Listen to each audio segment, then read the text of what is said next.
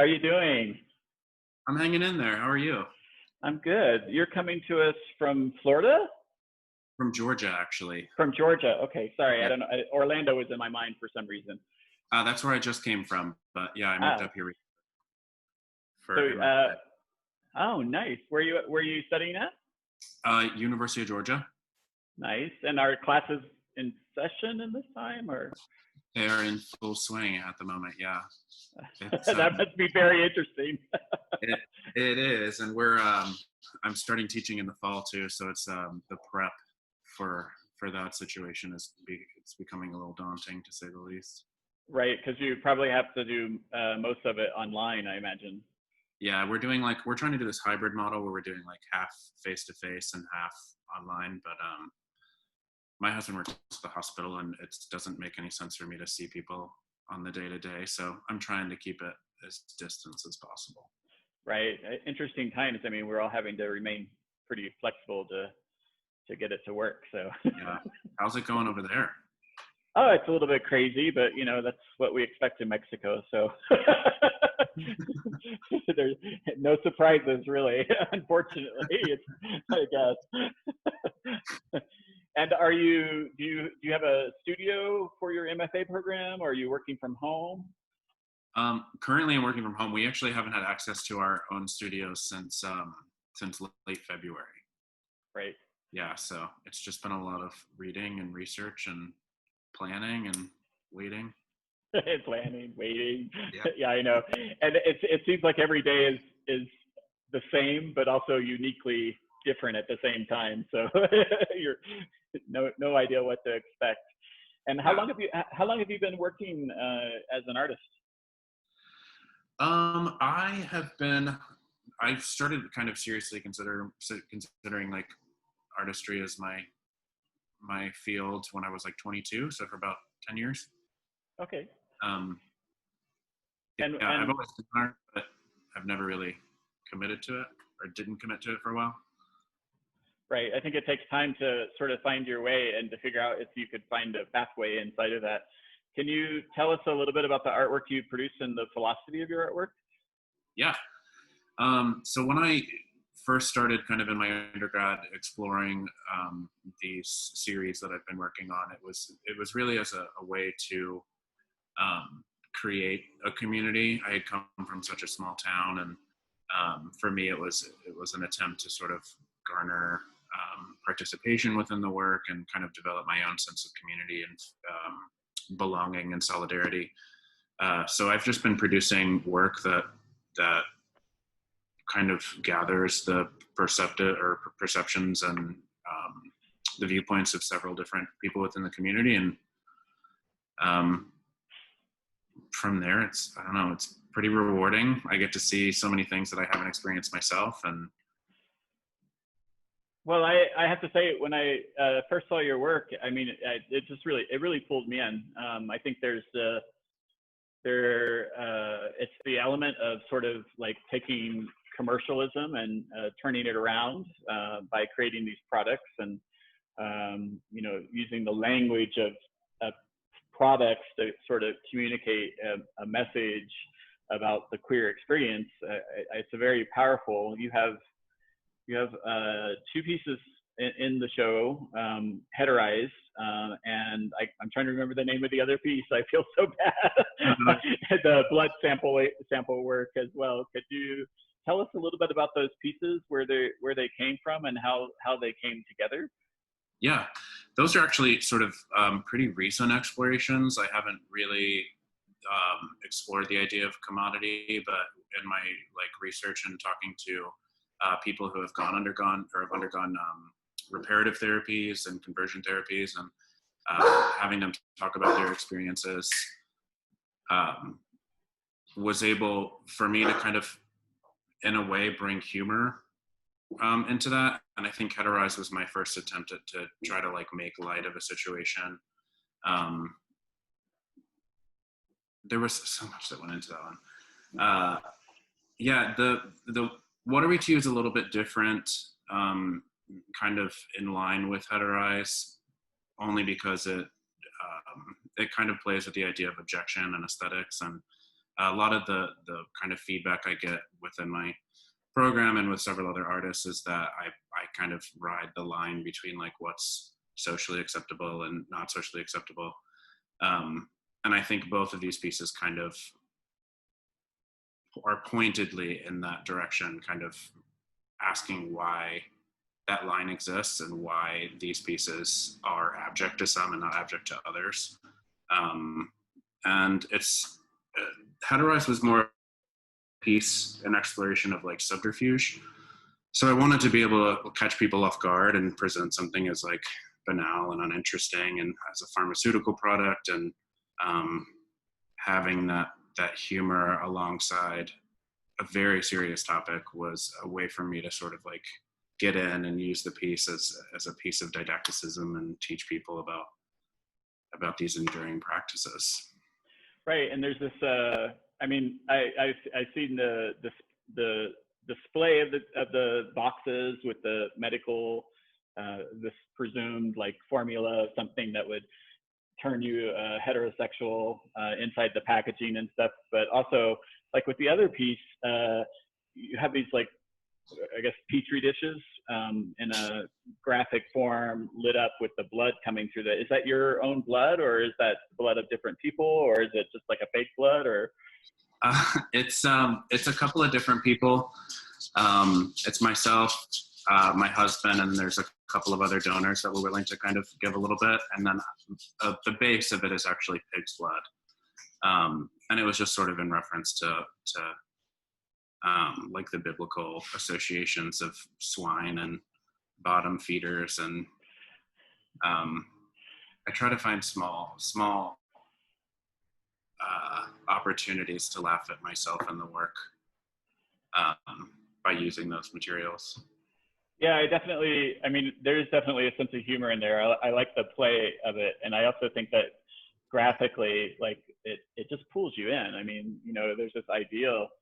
And if I saw that in a gallery space or exhibition, and I saw that, I would be drawn to it just because of the light and the beauty of how the light, you know, transfers through the blood and that graphic quality of it. But there's something also a little bit disturbing about the idea of having blood displayed on a wall. And then when you juxtapose it against, you know, something like AIDS or disease, and then that lightness, where does your humor come from? And in these pieces, where does your humor come from, and what is the message that you're really hoping to put out there? Humor is actually something that I hadn't considered for a really long time, but I researched such very kind of serious and I mean, they're just, it's daunting sometimes, especially being exposed to so many people who have endured practices that I'm not familiar with, and kind of to know that there's so much further for our community to go. It was just a way sort of to lighten the mood. When I first started my MFA program, it was very much, one of the questions I got was why my work seems so depressing. And I don't think I ever really intended for the work to be depressing as much as I really wanted it to act as a form of like activist education, just to be able to tell people, to kind of inform people about sort of these everyday experiences that haven't come to light. So the humor really was just a way for me to contend with all of the inputs I've been receiving. Sure. I don't think none of the pieces I think are really intended to make anyone laugh. Right, of course, yeah. Yeah. I do think that that kind of disarming quality, though, like you were talking about the blood slides on the wall, and kind of that idea of, I hold aesthetics at kind of a very high regard, just because that acts as like the thing that draws people in, and it gets you close. And then once you recognize like, oh, queer blood, or like this is part of the queer experience, then you kind of, there's obviously like a very immediate recoil, or sometimes there's just kind of underlying thought processes that I'm trying to get people to contend with. queer or otherwise. And so this process of getting people to address these issues, what are the responses that you get back from people? How are they responding to that? Are they accessing a deeper level of knowledge from that, or is it creating the conversation that you want? I think so, yeah.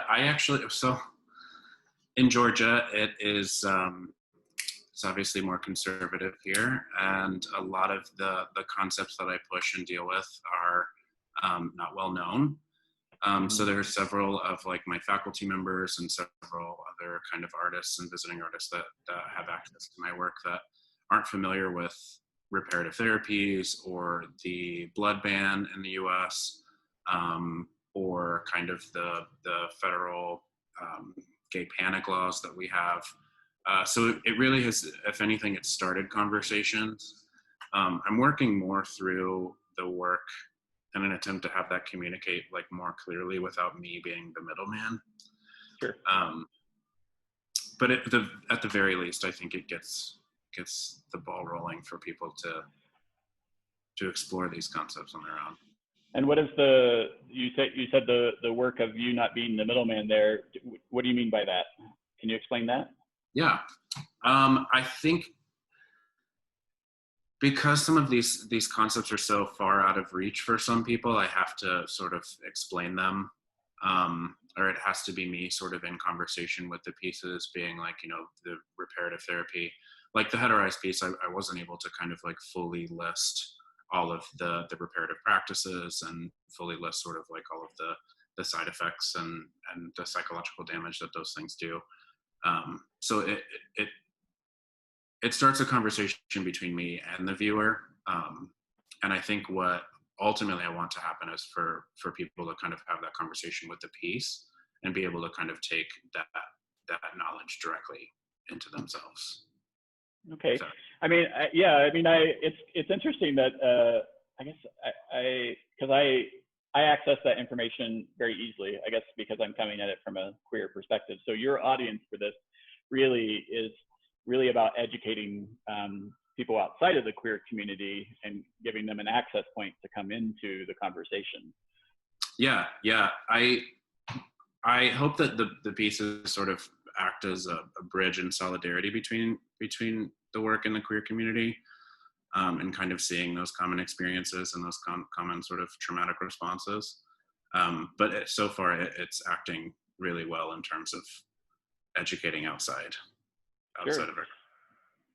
And do you see any relationship to your work and what's happening historically currently with the pandemic? Have you thought about that connection point, or? Yeah, I recently did a couple of some books that talk about the idea of the pandemic and quarantine and how that's in parallel to being within the closet, as well as sort of the AIDS epidemic and exploring like the othering that happens, and the way that we think about outside of our our bubbles and outside of our communities. And I kind of re-explored Judith Butler's Frames of War. I don't know if you've ever had the opportunity to read that one over, but it's really interesting thinking about the idea of like what lives are grievable. Mm-hmm. You know, and historically queer lives have always been grievable, and they still are. So a lot of the pieces that I'm kind of moving forward with at this point are talking about that grievability and trans murder and sort of the stigmatization of the HIV/AIDS community, still to this day with blood donations, and having people kind of contend with their place in quarantine and their place in self-isolation, and having them sort of empathize through that lens.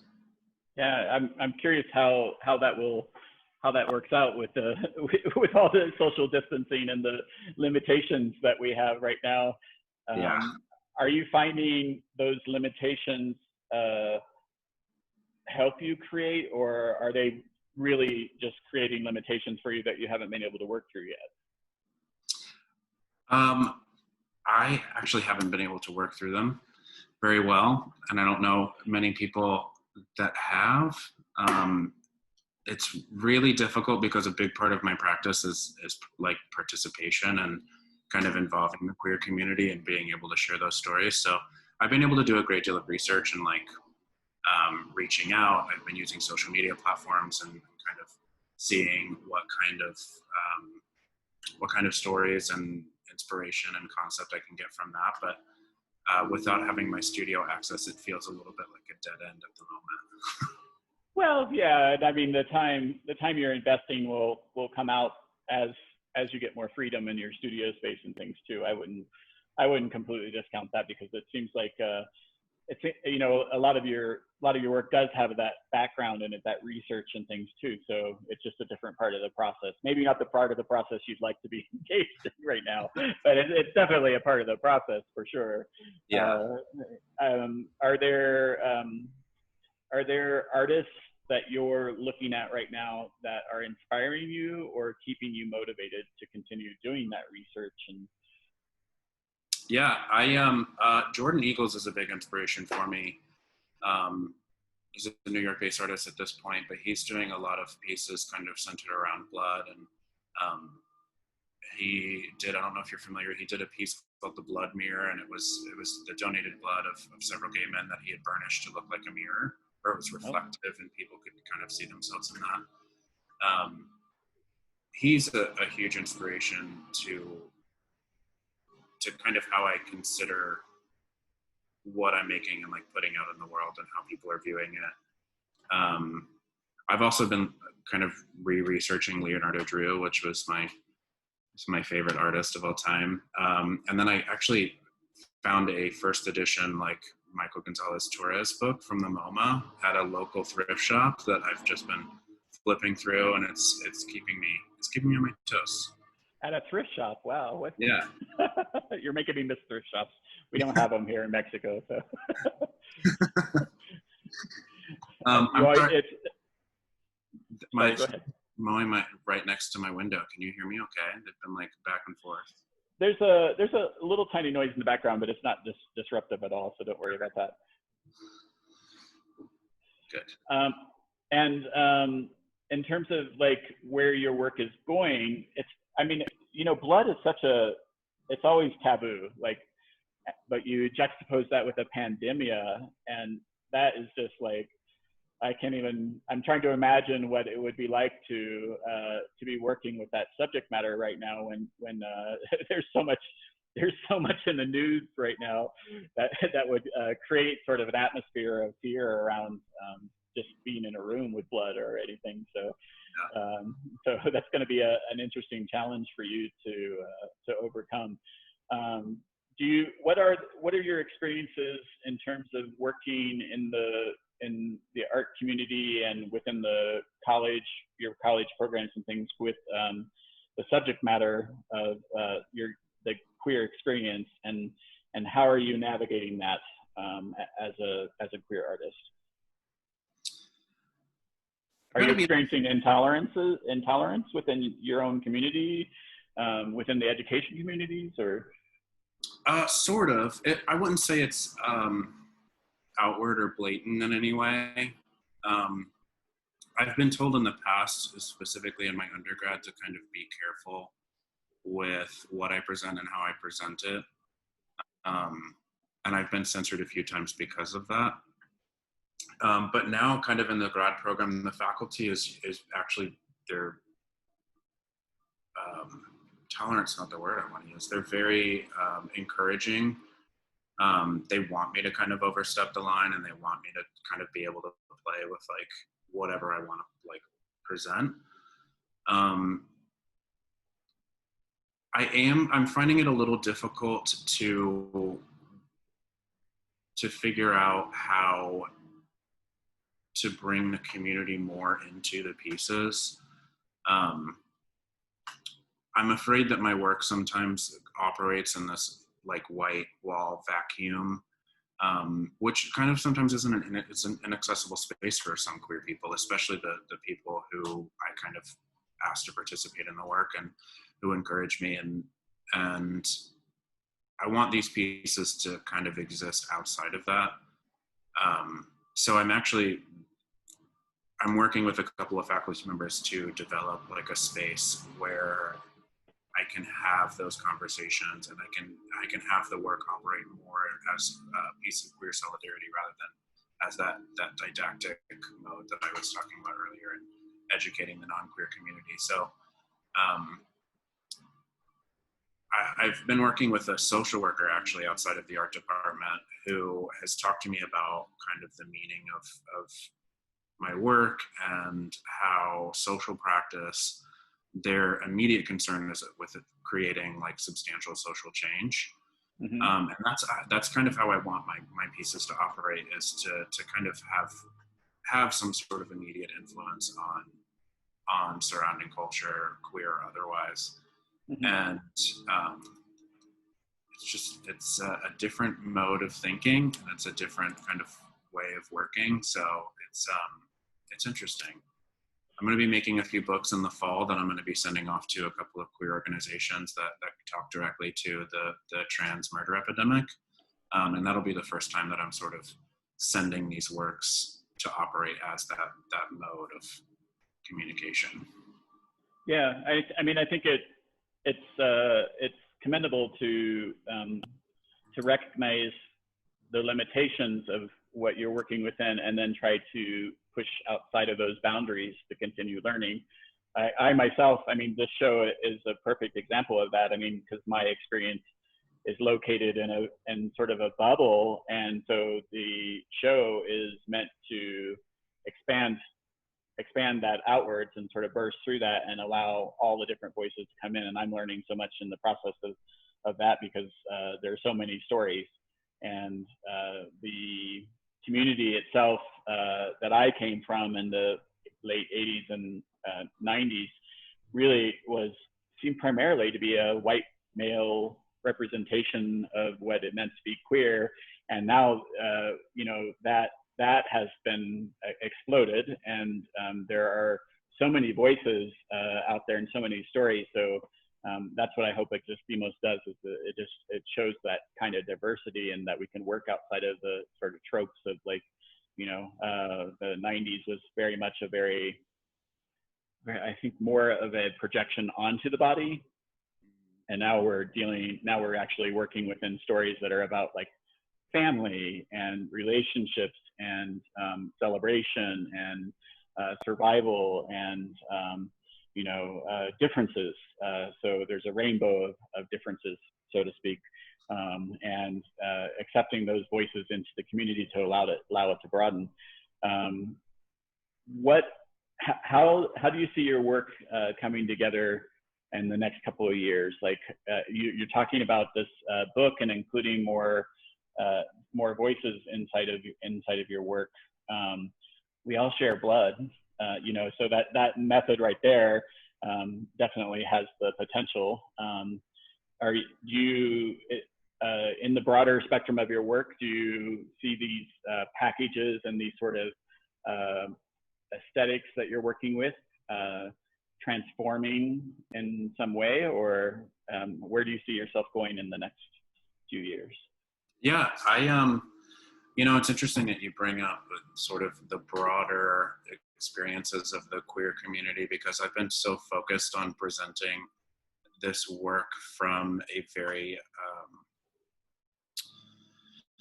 kind of traumatic response mode, where I had been focusing a lot on our shared experiences of, you know, disownment and disavowal and violence kind of afflicted towards the community. And I'm starting now to kind of recognize that because all of my efforts have been maintained towards that singular direction, that it hasn't given me the opportunity to talk about like queer experience in regards to happiness and joy and liberation. And I want my work to always be kind of activist at its core, and to be able to be a mode of education and that mode of solidarity. But I want to create like a body of work that is specifically made for the queer community, and then kind of a love letter to my queer brethren and sisters. So it's hard to say, but I'm hoping that I can get more playful and I can get kind of more joyful and more more expansive in terms of my conceptual arena. Aesthetically, I'm a bit neurotic, so I do think that I'll kind of always have that multiplicity in the work and all of that sort of exhaustive kind of drive, but I don't know, we'll see. Well, I mean, I really, I enjoy this language of commodification that you're using, and the multiples that you're creating to, because it's so, we live in a society of consumerism. So you're creating these, you're taking these very complex ideas and you're drilling them down into these consumer packages and, you know, these ideas, symbols, sort of brands of the reality we live in, and giving it just that little surrealism twist that kind of is like, you know, you have to do a little bit of a double take in there. So I think you're heading in the right direction. Definitely, the work is very feels very engaging. You know, you just from the immediate moment that I saw the work, you know, I had a list of questions, you know, like I was like, okay, well, what is really happening here, and how do I engage in that? So I think some of the things that you are striving for, you've already accomplished in the work, certainly. So I challenge you to look back a little bit and give yourself some credit for that, because there is a lot there. I think even inside of the stories that are not, you know, celebratory or, you know, or that are focusing on maybe some of the tragedy within the community, there is an element of, you know, sort of looking back as well. I don't think that it's divorced from the celebration at all, because you have to know where you came from in order to see where you are. So there's definitely that within it. Are there I lost my train of thought. I'm getting so just, my dog is like licking my feet below me right now, so I'm like trying to focus. Our neighbor's dog came over just a moment before you came on, and so he got all riled up and he's all like, I want to go outside now. Yeah, I completely understand. I had no idea they were coming to mow my lawn. My dog's been barking. My husband's been running around the house. I'm like, I have no idea. I know it's a little, the daily life of things is a little distracting sometimes. Yeah. Yeah. No, and I hope that I mean, we're definitely moving forward with the show, unless, you know, Mexico City itself shuts down and you know, we can't physically leave our homes, which I don't think that kind of shutdown is really likely here again, because it had too much effect on the economy. Yeah. And you know, that of course is important as well. So I'm very hopeful that we'll actually have the show, and I can't wait to see your work like physically in the space and everything too. And I hope that you'll one day consider coming to Mexico and doing a project here with us in the residency spaces too. So yeah, I'm actually looking into several programs to be able to visit. And, I've tasked myself with sort of becoming fluent in Spanish before this quarantine is officially over. So yeah, me too, and I live here, so yeah. I mean, fluency in Spanish is not a necessity, especially in Mexico City, because there's a larger international community, and sort of with you know, this is like a financial capital for Latin America, so there are a lot of different languages and things that are happening here, so it's not a necessity. Some basic knowledge definitely helps. Yeah, it's been a goal for a while, so I'm trying to stay on something right now. That's what we should do. We should include a language component in the residency program where you do like 2 hours in a classroom a day or something.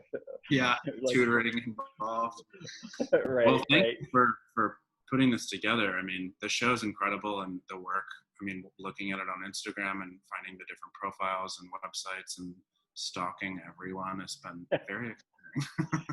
Well, we're hoping to have some panel discussions with artists, so I hope that you'll participate in that. I know that your work is drawing a lot of attention, and I've heard a lot of commentary back from other artists in the show, and the curator in Los Angeles is certainly interested in your work, because it really is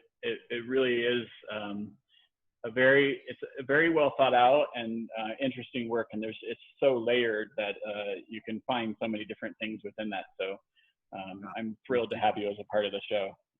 Amazing work, and we got to find a way for you to continue producing in the midst of all this chaos. I often wonder, like with sculptors and things, and the way that you work, I was like, wow, it's got to be really interesting, because I can't get things printed, right now. Things are so scattered, and just the idea of that, it must be rather daunting, but you're not alone out there, so don't worry about that. Yeah. Well, thank you for the kind words, by the way. I'm glad to see that it's doing what I wanted it to do. Yes, absolutely. Thank you so much for your time today, and we'll talk again very, very soon. Great. It was wonderful meeting you, Michael. Bye. Bye.